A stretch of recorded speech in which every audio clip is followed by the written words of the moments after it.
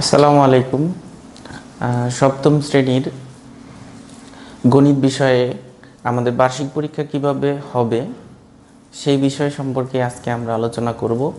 তো ভিডিওটি শুরু থেকে শেষ পর্যন্ত তোমরা যদি দেখো তাহলে বার্ষিক পরীক্ষার তোমার কিভাবে অনুষ্ঠিত হবে, নম্বর কত থাকবে, শিক্ষণকালীনে কত নম্বর থাকবে এবং বার্ষিক পরীক্ষার লিখিত পরীক্ষায় কত নম্বর থাকবে সেই বিষয় সম্পর্কে একদম ক্লিয়ার ধারণা পেয়ে যাবে।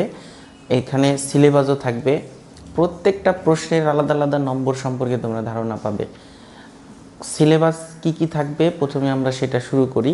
আর একটা বিষয় তোমরা জেনে নাও যে তোমাদের আর আগের মতো করে 5 ঘন্টা ব্যাপী পরীক্ষা হবে না, 3 ঘন্টায় লিখিত পরীক্ষা হবে। সেই 3 ঘন্টার লিখিত পরীক্ষায় তোমার 100 নম্বরের পরীক্ষা হবে। সেই 100 নম্বর কিভাবে থাকবে এবং সেই 100 নম্বর থেকে 70% নম্বর হচ্ছে তোমার রেজাল্টের ক্ষেত্রে কাউন্ট হবে, আর 30% নম্বর তোমার আসবে কোথা থেকে, শিক্ষণকালীন থেকে। তো চলো এখন দেরি না করে ভিডিওটি শুরু করা যাক। আর এটা সম্পূর্ণ যদি দেখো তাহলেই তোমার একদম ক্লিয়ার হয়ে যাবে, আর কোথাও কোনো কিছু দেখার প্রয়োজন হবে না আশা করি। তো শুরুতেই আমরা বার্ষিক পরীক্ষার পাঠ্যক্রম বা সিলেবাস সম্পর্কে আমরা আলোচনা করব। বার্ষিক পরীক্ষার পাঠ্যক্রম বা সিলেবাস সম্পর্কে আমরা আলোচনা করব। তো এখানে অভিজ্ঞতার নাম হচ্ছে 7 নম্বর অভিজ্ঞতা, যে বাইনারি সংখ্যার গল্প। এই চ্যাপ্টারটা তোমাদের আছে ফাইনালে, সেটা তুমি 141 থেকে 160 পৃষ্ঠার মধ্যে পেয়ে যাবা। এটাই তোমাদের সিলেবাসের মধ্যে আছে। এরপরে অভিজ্ঞতার ক্রমিক রং হচ্ছে 8 নম্বরে আছে কি, চলো বৃত্ত চিনি। এই বৃত্ত চিনি চ্যাপ্টারটা আছে হচ্ছে 161 পৃষ্ঠা থেকে 180 পৃষ্ঠার মধ্যে। তো এইটাও তুমি সিলেবাসে থাকবে, তোমাকে প্রস্তুতি নিতে হবে। 9 হচ্ছে বীজগণিতিক রাশির উৎপাদক, গসাগু এবং লসাগু। এই চ্যাপ্টারটাও তোমাদের আছে। এটা 100 মূল বইয়ের 181 থেকে 190 এই পৃষ্ঠার মধ্যে তোমরা পেয়ে যাবা। এরপরে তোমার দেখো 10 নম্বর অভিজ্ঞতা আছে, সেখানে নানান রকমের আকৃতি মাপি তোমার এটা 191 থেকে 214 পৃষ্ঠার মধ্যে আছে। তারপরে হচ্ছে 12 নম্বর অভিজ্ঞতা বীজগণিতিক রাশির সমীকরণ। বীজগণিতিক রাশির সমীকরণ হচ্ছে 227 থেকে 240 পৃষ্ঠার মধ্যে আছে। এরপরে হচ্ছে 13 তথ্য অনুসন্ধানমূলক বিশ্লেষণ। তথ্য অনুসন্ধানমূলক বিশ্লেষণ হচ্ছে 241 থেকে 266 পৃষ্ঠার মধ্যে। এই হচ্ছে তোমাদের মূলত 2024 সালের বার্ষিক মূল্যায়নের সিলেবাস। এই কয়েকটা অধ্যায় থেকেই তোমার ছোট প্রশ্ন আসবে, টিক চিহ্ন আসবে বা নৈর্ব্যক্তিক প্রশ্ন আসবে এবং রচনামূলক বড় প্রশ্ন আসবে। মোট হবে 100 নম্বরের পরীক্ষা এবং এই অধ্যায়গুলো থেকেই তোমার শিক্ষণকালীন মূল্যায়নের প্রস্তুতি গ্রহণ করা হবে। শিক্ষণকালীন মূল্যায়নের পরীক্ষাটা নেওয়া হবে। শিক্ষণকালীন মূল্যায়ন আসলে ওগুলো অ্যাসাইনমেন্ট আকারে থাকবে অথবা প্র্যাকটিক্যাল ওয়ার্ক আকারে থাকবে। নানান ধরনের পোস্টার তৈরি করছো, যে কাজগুলো আর কি তোমরা করে থাকো সেই কাজগুলোর বিস্তারিত তোমার ক্লাসের টিচার যে সে নিয়ে থাকবে। এখন দেখো তো তথ্য অনুসন্ধান বিশ্লেষণও কিন্তু তোমাদের আছে। এই তথ্য অনুসন্ধান বিশ্লেষণও কিন্তু তোমাদের সিলেবাসে আছে। তো এখন আসো আমরা মূল্যায়ন কাঠামোটা কীরকম সেটা সম্পর্কে আলোচনা করি। মূল্যায়ন কাঠামো প্রথমে হচ্ছে শিক্ষণকালীন, সেটায় 30% নম্বর থাকবে এবং হচ্ছে সামষ্টিক মূল্যায়ন, সেই সামষ্টিক মূল্যায়নে 70% নাম্বার থাকবে। শিক্ষণকালীনে 30%, সামষ্টিক মূল্যায়নে 70%। তো এটা একটু মাথায় রাখো, কারণ কিছুক্ষণ পরে আমরা প্রশ্নের নমুনা দেখলেই বুঝতে পারবো বা কীরকম আমাদের শিক্ষণকালীন মূল্যায়নের নাম্বার হবে, কীরকম আমাদের সামষ্টিক মূল্যায়ন বা বার্ষিক পরীক্ষার লিখিত নাম্বার কীরকম হবে সেই সম্পর্কে আমরা ধারণা পাবো। তো আমরা যদি আরেকটু আগাই তাহলে দেখতে পারবো যে শিক্ষণকালীন মূল্যায়নের প্রশ্নের মানবন্টন কীরকম হবে। শিক্ষণকালীন মূল্যায়নে প্রশ্নের মানবন্টনটা কীরকম হবে দেখো। শিক্ষণকালীন মূল্যায়নের প্রশ্নের ধারা ও মানবন্টন। আইটেমের নাম কি, অ্যাসাইনমেন্ট অথবা ব্যবহারিক কাজ। অ্যাসাইনমেন্ট বা প্র্যাকটিক্যাল কোনো ওয়ার্ক তোমাকে দিতে পারে। যেমন নমুনা প্রশ্ন এরকম থাকতে পারে, এটা কিন্তু নমুনা প্রশ্ন, এটা কিন্তু তোমার এইটাই প্রশ্ন যে আসবে এমন না, কিন্তু আগে যেমন নির্দেশনায় যা থাকতো প্রায় ওই রকমই প্রশ্ন সারা দেশে আসতো, এবং এটা মূলত দেখা গেছে বেশিরভাগ সময় প্রশ্নটা আউট হয়ে যেত। কিন্তু এটা কিন্তু প্রশ্ন না, এইরকম করে তোমার ক্লাস টিচার তোমাকে প্রশ্ন করবে। দেখো, তোমার পরিবারের 3 মাসের খাতোয়ারি পারিবারিক খরচের তথ্য উপাত্ত সংগ্রহ করো, তারপর যৌক্তিক স্তম্ভ লেখাঙ্কন করে তথ্যগুলো উপস্থাপন করো এবং নিচের প্রশ্নগুলোর উত্তর দাও। তাহলে তোমার পরিবারের 3 মাসের খাতোয়ারি পারিবারিক খরচের ওই তথ্য অনুসন্ধান চ্যাপ্টারের মধ্যে এই স্তম্ভ লেখটা আছে। তোমরা যারা স্তম্ভ লেখ আঁকতে পারো তারা তোমরা 3 মাসের তোমার পরিবারের কি করতে পারবা, খাতোয়ারি পারিবারিক খরচ, কোন খাতে কত খরচ করে তোমরা এগুলো পারো। আসলে আমি উত্তর নিয়ে আজকে আলোচনা করব না, আমি শুধু প্রশ্নের কত নম্বর, কিভাবে প্রশ্ন হতে পারে সে সম্পর্কে ধারণা করছি। এটা কিন্তু শিক্ষণকালীন মূল্যায়নের কথা বলছি আমি, শিক্ষণকালীন মূল্যায়ন। এখন শিক্ষণকালীন মূল্যায়নে স্তম্ভ লেখ থেকে তুমি কি কি তথ্য পেয়েছো সেগুলো লিখবা। এগুলো অ্যাসাইনমেন্ট এবং প্র্যাকটিক্যাল ওয়ার্ক তোমাদের স্যারেরা দিবে। এরপর হচ্ছে বিভিন্ন খাতে খরচের তারতম্যের কারণ ব্যাখ্যা করবা। এইগুলো লিখে মূলত একটা অ্যাসাইনমেন্ট তৈরি করে তুমি কি করবা, সুষম বাজেট তৈরি করতে যৌক্তিক স্তম্ভ লেখের ভূমিকা রাখে তোমার মতামত সহ ব্যাখ্যা করো, তোমার মতামত সহ ব্যাখ্যা করো। তো এই সম্পূর্ণ জিনিসগুলো তুমি কি করবা, অ্যাসাইনমেন্ট আকারে স্যারের কাছে জমা দেবে। স্যার তোমাদের এরকম করে অ্যাসাইনমেন্ট দিবে। এখন এটাই দিবে এমন কথা নাই, এরকম দিতে পারে, ঠিক আছে? এটা নমুনা একটা প্রশ্ন, এরকম তোমাকে দিতে পারে। এখন আমরা অনুসন্ধানমূলক কাজ থাকতে পারে, এইটার জন্য নাম্বার কত? এই অ্যাসাইনমেন্টের জন্য নাম্বার হচ্ছে 10। অ্যাসাইনমেন্টের জন্য নাম্বার কত? 10। অ্যাসাইনমেন্টের জন্য নাম্বার হচ্ছে 10। এখন এই 10 নম্বর গেল শিক্ষণকালীন মূল্যায়নের। এবার আসো আর একটা অনুসন্ধানমূলক কাজ দিতে পারে, অনুসন্ধানমূলক কাজ দিতে পারে। এই অনুসন্ধানমূলক কাজ বা ইনভেন্টরি ওয়ার্ক। এখন এই নমুনা প্রশ্নটা কীরকম হতে পারে, তোমার পড়ার কক্ষের দৈর্ঘ্য প্রস্থ উচ্চতা পরিমাপ করো, তারপর নিচের প্রশ্নগুলোর উত্তর দাও। পড়ার কক্ষের সমগ্র তলের ক্ষেত্রফল নির্ণয় করো, যেমন দরজা জানালা বাদে পার্শ্বতলগুলোর ক্ষেত্রফল নির্ণয় করো। প্রমাণ করো যে পড়ার কক্ষের সমগ্র তলের ক্ষেত্রফল পার্শ্বতলগুলোর ক্ষেত্রফল যোগ 2 গুণ মেঝের ক্ষেত্রফল, এটা প্রমাণ করতে বলছে, ঠিক আছে? তো তাহলে তোমরা এরকম একটা প্রশ্ন, নমুনা প্রশ্ন তোমাকে অনুসন্ধানমূলক কাজ হিসেবে দিতে পারে, তার নাম্বার হচ্ছে 10। তাহলে একটা প্র্যাকটিক্যাল অ্যাসাইনমেন্ট দেখলাম 10, এরকম একটা অনুসন্ধানমূলক কাজ দেখলাম 10। আর একটা শ্রেণীর কাজ দিতে পারে, শ্রেণীর কাজ। তো শ্রেণীর কাজ কীরকম হতে পারে? শ্রেণীর কাজ হতে পারে, দেখো শ্রেণীর কাজ, শ্রেণীর কাজ হচ্ছে পাঠ্যপুস্তকে সন্নিবেশিত একক ও দলগত কাজ ও ছক পূরণ। ছক পূরণ থাকতে পারে, দলগত কাজ থাকতে পারে, বা একক কাজ তোমাকে দিতে পারে নমুনা প্রশ্ন হিসেবে স্যারেরা। এখন জোড়াই কাজ একটা, দেখো প্রত্যেক দল গ্রাফ কাগজে ভিন্ন ভিন্ন ব্যাসার্ধের বৃত্ত অঙ্কন করো, ক্ষুদ্রতম বর্গগুলো গণনা করে বৃত্তক্ষেত্রটির আনুমানিক ক্ষেত্রফল নির্ণয় করো। একই বৃত্তক্ষেত্রের ক্ষেত্রফল সূত্রের সাহায্যে নির্ণয় করো করে কতে প্রাপ্ত ফলাফলের সাথে তুলনা করো। এর জন্য তোমাকে 10 মার্কের নাম্বার দিতে পারে। তাহলে আমরা 10, 10 আর হচ্ছে 10, এই 3টা 10 মিলে কত হলো? 30 নম্বর। 30% নম্বর হচ্ছে তোমার শিক্ষণকালীন মূল্যায়ন থেকে আসবে। তো শিক্ষণকালীন মূল্যায়ন থেকে যদি 30 নম্বর থাকে, এভাবে থাকবে, এই প্যাটার্নে থাকবে। আশা করি তোমরা শিক্ষণকালীন মূল্যায়নের 30 নম্বরটা কিন্তু বার্ষিক পরীক্ষার আগেই তোমার শ্রেণী টিচার বা যে ক্লাস টিচার থাকবে, এই সংশ্লিষ্ট সাবজেক্টের শিক্ষক, সে তোমার কাছ থেকে আগে এগুলো করে নিয়ে নম্বর সে মার্ক করে নম্বরটা সংরক্ষণ করে রাখবে। এরপরে আমার যে বিষয়, আমরা যদি দেখি যে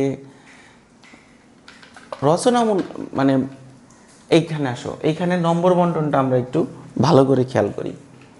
এখানে নম্বর বন্টন মানে হচ্ছে সামষ্টিক মূল্যায়নের প্রশ্নের ধারা ও মান বন্টন। কীরকম করে তোমার প্রশ্ন হতে পারে, দেখো এখানে আইটেমের নাম নৈর্ভিত্তিক প্রশ্ন থাকবে, মানে টিক চিহ্নর মতো করে নৈর্ভিত্তিক প্রশ্ন থাকবে। সেই নৈর্ব্যক্তিক প্রশ্নের এবং বহু নির্বাচনী বা এক কথায় উত্তর এই ধরনের প্রশ্ন থাকবে, যার নাম্বার 15টি আর 10টি করে থাকবে, 25টিরই উত্তর করতে হবে। সেই 25টির নাম্বার হচ্ছে 15 এবং 10 করে মোট 25 নম্বর। ক্লিয়ার? প্রত্যেকটা নম্বর কত করে? 1 করে। এরপরে দেখো সংক্ষিপ্ত প্রশ্নের উত্তর। সংক্ষিপ্ত প্রশ্নের উত্তর থাকবে 13টির উত্তর করতে হবে, এবং 13টির উত্তর করলে তোমার মার্ক কত হবে? 13টির উত্তর করলে তোমার মার্ক হবে 13 নম্বর। ঠিক আছে? তো এখন দেখো রচনামূলক প্রশ্ন মানে বড় প্রশ্ন বা দৃশ্যপট নির্ভর যে প্রশ্নগুলো, সেই দৃশ্যপট নির্ভর প্রশ্নগুলো থাকবে 10টি প্রশ্ন থাকবে। তো 10টি প্রশ্নের 10টি কিন্তু উত্তর দিতে হবে। এখানে একটু মনে হয় ভুল আছে, 10টি উত্তর দিতে হবে না, এখানে 10টির 7টির উত্তর দিতে হবে, এবং প্রতিটার নাম্বার হচ্ছে 7 করে, তাহলে হবে 7 7টা 49 নম্বর হবে। না, হ্যাঁ 7 7টা 49 নম্বর হবে। আর এটা হবে 2 করে প্রতি প্রশ্নের নম্বর, তাহলে হবে এখানে 26 নম্বর। বুঝা গেছে? 49, 26 আর 25, 25 আর 26-এ 51, 51 আর 49-এ 100 নম্বর। এভাবে পরীক্ষা হবে। আশা করি তোমরা বিষয়টা বুঝতে পারছো। এখন আসো, এইভাবেই তোমার প্রশ্নটা হবে। এখন তোমরা দেখো যে দৃশ্যপট নির্ভর বা রচনামূলক প্রশ্ন কীরকম হবে, কি প্যাটার্ন হবে। দৃশ্যপট নির্ভর বা রচনামূলক প্রশ্ন তোমার এই 3টে অংশ থাকতে পারে। সেক্ষেত্রে নম্বর হচ্ছে 3 + 4, 1 + 2 + 4, 2 + 2 + 3, 1 + 3 + 3, এরকম হতে পারে, এরকম প্যাটার্নের হতে পারে। এখন প্রশ্ন কতটুকু, কত বড়, তার অনুপাতে এই ধরনের প্যাটার্ন নাম্বার ফলো করা হবে। তাহলে এখন আমরা একটু যদি প্রশ্ন দেখি, একটা নমুনা প্রশ্ন A to Z দেখি, তাহলে হয়তো আমরা আরও ক্লিয়ার হয়ে যাব যে আমাদের কী রকম প্রশ্ন হতে পারে। তো আমরা একটু প্রশ্নে যাই, প্রশ্নে দেখি কীরকম। এই যে এইটা হচ্ছে একটা নমুনা প্রশ্ন, তোমরা একটু দেখে নাও। এইটা হচ্ছে তোমার একটা নমুনা প্রশ্ন। কি বলছে? বার্ষিক সামষ্টিক মূল্যায়ন 2024 গণিত 7ম শ্রেণী। এখন দেখো এই যে 25টা প্রশ্ন, প্রত্যেকটার কত নম্বর করে? 1 করে। এখন এইগুলার সঠিক উত্তরগুলো তুমি কি করবা? খাতার মধ্যে লিখবা। যেমন 1 নম্বরের সঠিক উত্তর যে একটি রম্বসের কর্ণের দৈর্ঘ্য যথাক্রমে 24 সেন্টিমিটার এবং 18 সেন্টিমিটার হলে ক্ষেত্রফল কত বর্গ সেন্টিমিটার হবে? তোমরা জানো যে রম্বসের ক্ষেত্রফল কি? হাফ ইন্টু কর্ণদ্বয়ের গুণফল। তো তোমরা দুটা কর্ণ গুণফল করলেই পেয়ে যাবা। তো সেক্ষেত্রে আমি উত্তর নিয়ে কথা বলবো না, এটার উত্তর লাস্টে আমি দেয়া আছে, দিয়ে দিব, এবং এই পুরো পিডিএফটাই আমি ভিডিও ডেসক্রিপশন বক্সে দিয়ে দিব, তোমরা এটা ডাউনলোড করে নিতে পারবা। শুধুমাত্র বুঝে নাও যে কীরকম তোমার প্রশ্ন হবে। আজকে আসলে আমি প্রশ্ন প্যাটার্ন নিয়ে আলোচনা করছি। তো এই 2 নম্বরে কি? বৃত্তের পরিধি সি, ব্যাস ডি হলে নিচের কোন সম্পর্কটি সঠিক? এখন এখানে সঠিক যেটা সেটা খুঁজে নিয়ে তোমাকে অ্যান্সার হিসেবে খাতার মধ্যে লিখতে হবে। এরকম করে কয়টা প্রশ্ন আছে? এরকম করে তোমার প্রায় 15টা প্রশ্ন আছে। দেখো এরকম প্রায় 15টা প্রশ্ন আছে, এরকম প্রায় 15টা প্রশ্ন আছে, এরকম প্রায় 15টা প্রশ্ন আছে। সেই 15টা প্রশ্ন যদি তোমরা সঠিক উত্তর দিতে পারো 15 মার্কই পাবে। এরকম 15 মার্কের প্রশ্ন থাকবে। ঠিক আছে? তো এখন আমার কথা হচ্ছে যে এই যে এক কথায় উত্তর আছে, 15টা গেল টিক চিহ্ন টাইপের। এখন আছে এক কথায় উত্তর লিখতে হবে প্রশ্নের, এরকমও থাকতে পারে। যেমন 16 নম্বর প্রশ্ন এরকম, এগুলোরও কিন্তু নাম্বার 1 করে।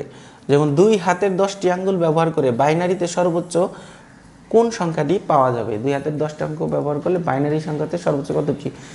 ছোট্ট করে তোমাকে উত্তর লিখতে হবে প্রশ্নের, এর জন্য নাম্বার থাকবে কিন্তু 1। আর 17, একটি রুবিক্স কিউবের ধার 4 একক হলে এতে 1 একক ধার বিশিষ্ট কয়টি ছোট ঘনক থাকবে? এরকম প্রশ্ন। ঠিক আছে? তো এইরকম প্রশ্নের তোমার কয়টা থাকবে? 16, 17, 18, 19, 20, 21, 22, 23, 24, 25, মানে হচ্ছে বাকি 10টা প্রশ্ন তোমার 10 নম্বর। আগে 15 নম্বর গেল, এখন 10, মোট কত হলো? 25। 10টা থাকবে এক কথায় উত্তর, আর 15টা থাকবে হচ্ছে টিক চিহ্ন টাইপের। ঠিক আছে? তাহলে আমরা মোট কত নম্বর পেলাম? মোট পেলাম হচ্ছে 10 আর 15, 25। এবার আমরা আরেকটু, এটা কিন্তু একেবারে এইরকমই প্রশ্ন হবে তোমাদের, ঠিক আছে। তা আমরা একটু যদি খ বিভাগ যাই, খ বিভাগে দেখতে পারবো যে এখানে নিচের প্রশ্নগুলোর উত্তর দাও। বলছিলাম না 13টা প্রশ্ন, 13টা প্রশ্ন 2 করে নম্বর থাকবে এবং নাম্বার মোট হবে 26। 25 আর 26 হবে 51, 51 আর বড় রচনামূলকে থাকবে 49, তাহলে হবে তোমার 100 নম্বরের পরীক্ষা। এখন দেখো যে একটি আয়তাকার বাগানের ক্ষেত্রফল এত বর্গ একক হলে এর দৈর্ঘ্য মানে x² - 5x + 6 বর্গ একক হলে এর দৈর্ঘ্য প্রস্থ নির্ণয় করো। দৈর্ঘ্য প্রস্থ নির্ণয় করো। দৈর্ঘ্য প্রস্থ নির্ণয় করতে পারলেই তুমি 2 নাম্বার পাবা। তাহলে তোমার এরকম করে আবার কতটি প্রশ্নের অ্যান্সার করতে হবে? 13টি প্রশ্নের অ্যান্সার করতে হবে। দেখো এই 1টা 2টা 3টা 4টা 5টা 6টা এরকম আরও প্রশ্ন আছে। তো এই ছোট প্রশ্নগুলোও কিন্তু অধ্যায় থেকে তোমাকে পড়তে হবে। দেখো আরও প্রশ্ন আছে। তো এইরকম করে তোমার কতগুলো প্রশ্ন আছে? 13টি প্রশ্ন আছে ড পর্যন্ত। তো ড পর্যন্ত 13টি প্রশ্ন আছে। তো এই 13টি প্রশ্নের জন্য তুমি 2 করে 13 দুগুণে 26 নম্বর পাবে। এইবার দেখো রচনামূলক প্রশ্ন, দৃশ্যপট নির্ভর প্রশ্ন। 10টি থেকে 60টি প্রশ্নের উত্তর দিতে হবে। নমুনা হিসেবে 60টি প্রশ্ন দেওয়া হলো। তো নমুনা হিসেবে 60টা প্রশ্ন এখানে দিয়ে দিয়েছে, কিন্তু আসলে 10টা থাকবে, সেখান থেকে তোমাকে 60টা অ্যান্সার করতে হবে। সেই 60টার মার্ক হবে 7 করে 7 7টা 49 নম্বর, ঠিক আছে। এই দেখো একটা প্রশ্ন, একটা প্রশ্নের ক খ গ থাকতে পারে। এই একটা প্রশ্ন, প্রশ্নের ক খ গ থাকতে পারে। সেক্ষেত্রে ক নম্বর থাকতে পারে 2, খ নম্বর থাকতে পারে 3 এবং গ নম্বর থাকতে পারে 2।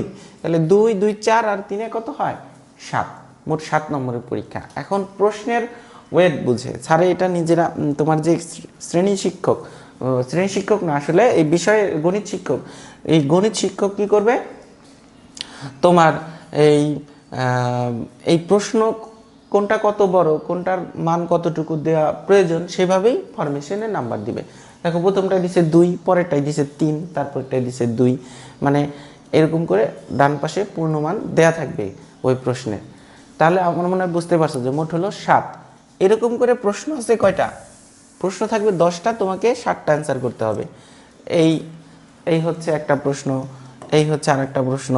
তো এরকম প্রশ্ন কয়টা থাকবে? এরকম বড় প্রশ্ন থাকবে হচ্ছে তোমার, বড় প্রশ্ন থাকবে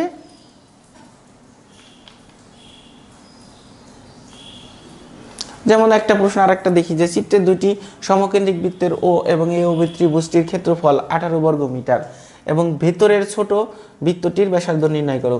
চিত্রের গাঢ় অংশটির ক্ষেত্রফল নির্ণয় করো। একটা আছে 3 নম্বর, একটা আছে 4, দুইটা দিয়েও দিতে পারে, একটা 3 আর একটা 4, তাহলে মোট 7 নম্বরই হলো, তাই না? এখন এই একটা চিত্র দিয়ে দিছে, সেই চিত্র অনুসারে ভিতরের ছোট বৃত্তটির ব্যাসার্ধ নির্ণয় করতে বলছে, চিত্রের গাঢ় অংশের ক্ষেত্রফল নির্ণয় করতে বলছে, চিত্রের গাঢ় অংশের ক্ষেত্রফল নির্ণয় করতে বলছে। এই ধরনের অঙ্ক তোমরা তোমাদের মূল বইয়ের মধ্যে ভালো করে শিখতে হবে। শিখলেই তোমরা এই প্রশ্নের উত্তর করতে পারবে এবং তোমরা ফুল নম্বর পাবা। যেমন 3 আর হচ্ছে 4, মোট 7 নম্বর পাবা, ঠিক আছে। তো আশা করি তোমরা বুঝতে পারছো যে প্রশ্নের প্যাটার্ন কীরকম হবে। এরকমই হবে। এটা একটা হচ্ছে নমুনা প্রশ্ন। সমস্ত টিচার, সারা বাংলাদেশের সমস্ত গণিত শিক্ষক 7ম শ্রেণীর সবাই এই প্যাটার্ন ফলো করেই প্রশ্ন তৈরি করবে। আশা করি বুঝতে পারছো। তো এখানে 7টা প্রশ্ন দেয়া আছে। তো 7টা প্রশ্ন মধ্যে তোমাকে আনসার করতে হবে কত? 7টাই আনসার করতে হবে, কিন্তু এখানে নমুনায় দেয়া আছে হচ্ছে 7টা, কিন্তু তোমার ফাইনালে 10টা প্রশ্ন থাকবে, বড় প্রশ্ন। 10টা থেকে তোমাকে কয়টা অ্যান্সার করতে হবে? 7টা অ্যান্সার করতে হবে। 7 7টা 49। আশা করি বুঝতে পারছো যে প্রশ্ন কয়টা থাকবে, কয়টার আনসার করতে হবে, কোনটার মার্ক কত, ঠিক আছে। তো যা হোক, আর আমি প্রশ্ন নিয়ে বেশি আলোচনা করলাম না। এখন আমি একটু আলোচনা করব, এটা দেখো এগুলার উত্তর এই পিডিএফ এর মধ্যে আছে, তোমরা এটা পেয়ে যাবে। এটা হচ্ছে সংক্ষিপ্ত প্রশ্নের উত্তর। এভাবে লিখতে হবে 1 এর খ, 1 এর গ, 2 এর খ, 3 এর গ, এভাবে করে উত্তর লিখবা। আবার দেখো 16 নম্বর থেকে আর ক খ গ নাই, সেখানে রেজাল্ট আছে 1023 64টি x+2, এই ধরনের ছোট এক কথায় রেজাল্ট। হ্যাঁ, এর জন্য 1 নম্বর করে এগুলা। তো সব প্রশ্নের উত্তরই এখানে দেয়া আছে, তোমরা একটি স্ক্রিনশট দিয়ে রাখতে পারো, অথবা তোমাদের যে পিডিএফ দেব সেটা থেকে তোমরা এই ডাউনলোড করে নিতে পারো। এখন আসো, এগুলো হচ্ছে তোমার সংক্ষিপ্ত প্রশ্নের উত্তর। এটা হচ্ছে তোমার সংক্ষিপ্ত প্রশ্নের উত্তর। তো এখন দেখো, সংক্ষিপ্ত প্রশ্নের উত্তর গেল, এগুলো হচ্ছে রচনামূলক প্রশ্নের উত্তর। রচনামূলক প্রশ্নের উত্তর, এগুলো হচ্ছে রচনামূলক প্রশ্নের উত্তর। এখন আসো আমরা, এই হচ্ছে তোমার শেষ। এবার দেখো আমরা একটু নম্বর ক্যালকুলেশনটা করে ফেলি। নম্বর ক্যালকুলেশন হচ্ছে তোমার, তুমি ধরো লিখিত পরীক্ষায় যে 100 নম্বর, বার্ষিক পরীক্ষায় লিখিত যে 100, ওইটার মধ্যে তুমি পেলা হচ্ছে কত, 100-র মধ্যে কত পেলা, ধরো 100-র মধ্যে পাইলা 80। আর তোমার শিক্ষণকালীনের 30 নম্বর, ধরো তুমি সেই শিক্ষণকালীনের যে 30 নম্বর, সেই 30-এর মধ্যে তুমি পাইলা কত, ধরো 20। তার মানে কি, তুমি মোট 80 আর 20 100 নম্বর পাইলা না, 80 আর 20 100 না, এই 80-র 70% তোমার নাম্বার যোগ হবে। 80-র 70% কত হয়, 80-র 70%, 80-র 70% দেখি কত হয়। 80 গুণ 70% থাকলে 100 দ্বারা ভাগ করতে হয়, 0 0 7 8 56। তাহলে এই 56 আর হচ্ছে এই শিক্ষণকালীনের 20, এই দুইটা মিলা যত নাম্বার কত হয়, 76। 56 আর 20-এ 76, এই তুমি হচ্ছে 76 পাইলা। 76 মানে হচ্ছে তুমি এ গ্রেড পাইলা। এ গ্রেড হচ্ছে মানে 70 থেকে 79 পর্যন্ত। আশা করি বিষয়টা একদম ক্লিয়ার হয়ে গেছে যে প্রশ্নটা তোমার কীরকম হবে, এই প্যাটার্নের প্রশ্ন হবে। এতক্ষণ ধরে যে আলোচনা করলাম, সিলেবাস কি কি প্রথমেই বলে দিলাম, কোন কোন চ্যাপ্টার সিলেবাস আছে, বইয়ের কত পৃষ্ঠা থেকে কত পৃষ্ঠা পর্যন্ত। তো আশা করি তোমরা এভাবেই এই রকম প্রশ্ন হবে সেই মনোভাব ভিতরে ধারণ করে তোমরা পড়াশোনা শুরু করো এবং ভালো প্রস্তুতি নাও। আশা করি তোমাদের পরীক্ষা ভালো হবে। ধন্যবাদ। আসসালামু আলাইকুম।